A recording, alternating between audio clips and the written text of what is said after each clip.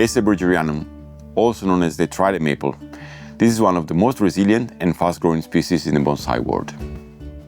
It produces dense foliage, beautiful seasonal color, and strong, stable roots.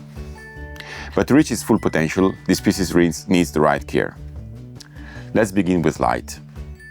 Trident maples love full sun, but if the tree was just repotted or the temperature was very high, it's best to protect it and shade it in the afternoon to avoid leaf scorch. During winter, the tree goes dormant, but newly potted roots are vulnerable to frost, so use mulch or place the pot in a protected space to avoid root damage. Now, watering. Water frequently and never let the soil dry out completely. Watch the leaves. If they start to look limp or dull, it's time to water. Mist in the early morning during the hot weather season to help with humidity management. Soil and nutrient come next. Use a bonsai mix of akadama, pumice, and lava rock. In spring, use high nitrogen fertilizer. In summer and early autumn, use something more balanced.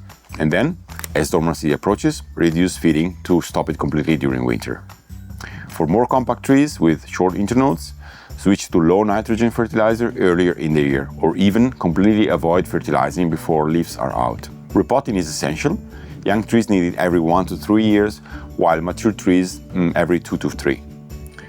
Repot in early spring when the buds start to swell. Aggressive root pruning is totally tolerated. Don't hesitate to remove all soil and trim thick roots for aesthetic reasons. Now, pruning of the canopy. This tree has strong apical dominance, meaning it grows faster at the top. So let new shoots grow 4 to 5 leaf pairs and then cut them back to 1 or 2 pairs to promote ramification.